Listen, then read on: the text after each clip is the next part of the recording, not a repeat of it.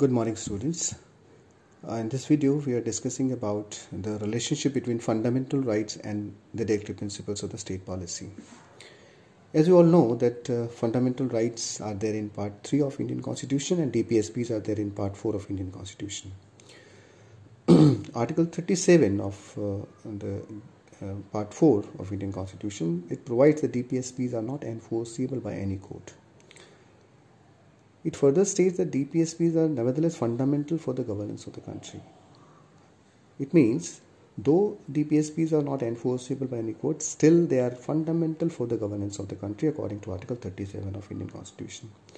And it will be the duty of the state to incorporate these DPSPs in the policies made by the government, by the state, and also the laws that has been made by the state.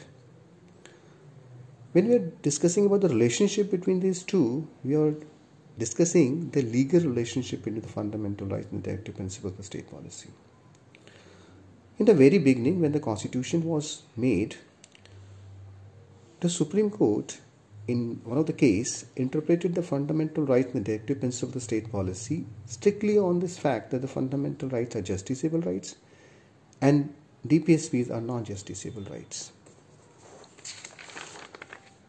This was held by the Supreme Court in State of Madras versus Chamkamdurai Raj in 1951. This is a very, very important case as far as the relationship between these two is concerned.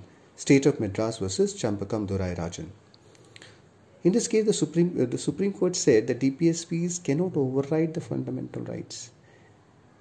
They are subsidiary. The DPSPs are subsidiary to the fundamental rights. If there is any conflict between the two, the fundamental rights shall prevail over the DPSPs. It means the directive principles, according to the Supreme Court, directive principles of the state policy are inferior to the fundamental rights. But slowly and steadily, the Supreme Court also understood the importance of DPSPs in making the Constitution a document of social and economic change and in establishing the role of Constitution in establishing a welfare state in the country. In Kerala Education Bill in 1958, the Supreme Court observed, though DPSPs cannot override the fundamental rights, nevertheless, in determining the scope and ambit of fundamental rights, the court may not entirely ignore the DPSPs. It also observed that the court should adopt the principle of harmonious construction if there is a conflict between the DPSPs and the fundamental rights, and should try or should attempt to give effect to both the fundamental rights and DPSPs as much as possible. According to the court, there is no any inherent conflict between the fundamental rights and DPSPs. Both are supplementary and complementary to each other. In view of this, Supreme Court said that the court has the responsibility to interpret the Constitution in such a way to implement the DPSPs and harmonizes the social objectives underlying under the DPSPs and the individual rights which are guaranteed under Part 3 of Indian Constitution.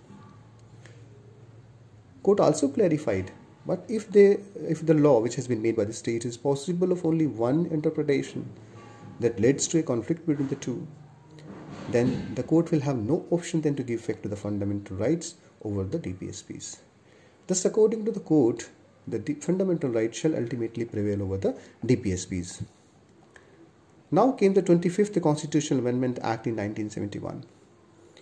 This particular Constitutional Amendment Act introduces Article 31C in the Indian Constitution.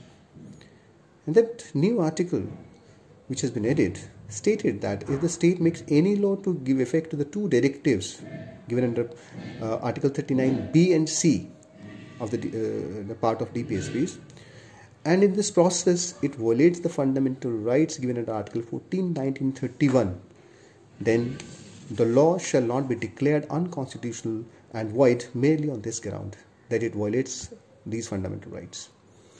It further stated, the second part of Article 31C stated that any such law that declares that it is to give effect to the directives under Article 39B and C cannot be questioned before a court of law.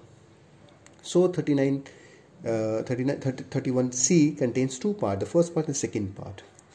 First part says that any law to give effect to the two directives, that is Article 39B and C, And in this process, if it violates fundamental right, that cannot be challenged, that cannot be held unconstitutional on this ground. Second part says that any such law that declares that it is to give effect to the directives under Article 39B and C cannot be questioned in any court of law. This particular 25th Constitutional Amendment Act was challenged before the court in the case Shivananda Bharti versus State of Kerala, that is fundamental rights case, or you can say the basic structure case, in 1973. The Supreme Court in this case upheld the first part of Article 39C as constitutionally valid and agreed that Article 39B and C can take precedence over the fundamental rights under Article 14, 19 and 31. But the court held the later part of Article 39C as unconstitutional because it takes away the power of judicial review as unconstitutional and void on the ground that it destroyed the basic structure of Indian Constitution.